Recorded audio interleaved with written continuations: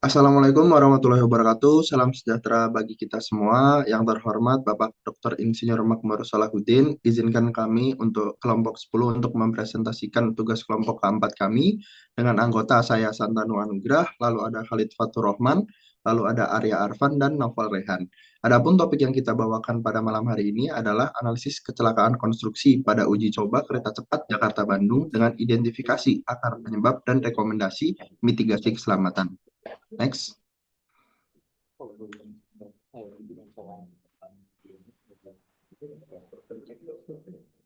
Lalu untuk overview dari presentasi kami ada yang pertama deskripsi kronologis, lalu ada analisis akar masalah, yang ketiga rekomendasi, dan terakhir kesimpulan.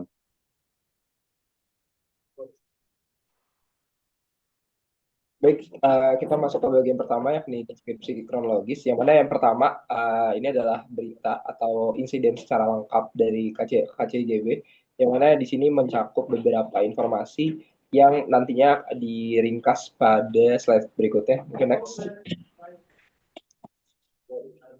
Oke, jadi ini deskripsi kronologis dari yang lengkap tadi, kemudian diidentifikasi dengan beberapa kategori, yakni pertama dari kategori temuan yakni lokasi insiden pada ruas jalur trek CJB di kilometer tersebut.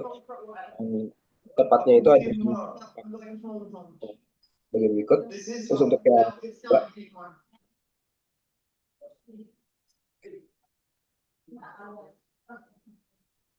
Oke, berikutnya masuk ke analisis akar permasalahan. Di sini kita akan menganalisis permasalahan nih yang terjadi pada insiden yang kita bawa pada hari ini.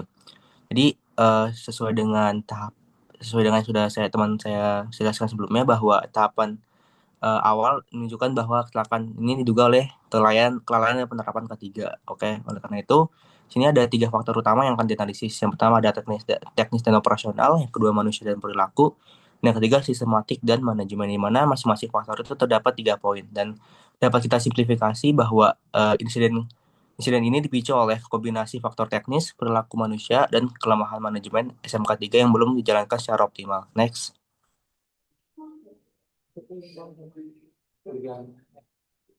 Nah, setelah itu digunakan juga root cause analysis dalam konteks kegagalan SMK 3 dengan level analisis sebagai ada penyebab langsung, penyebab kontribusi, akar masalah sistematik, penyebab organisasi, dan dapat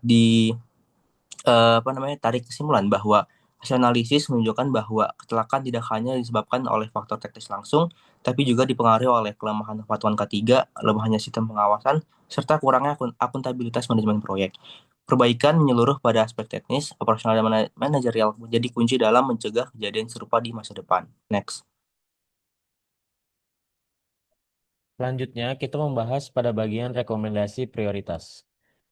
Pada rekomendasi prioritas, terdapat beberapa rekomendasi yang dapat diterapkan, sehingga penguatan K3 dapat lebih efektif dan berkelanjutan.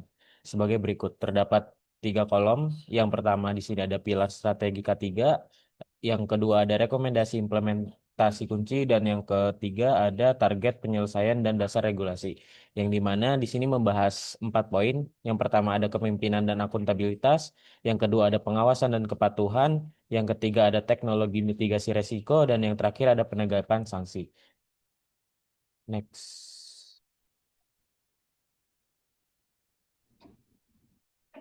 Baik, selanjutnya di kesimpulan.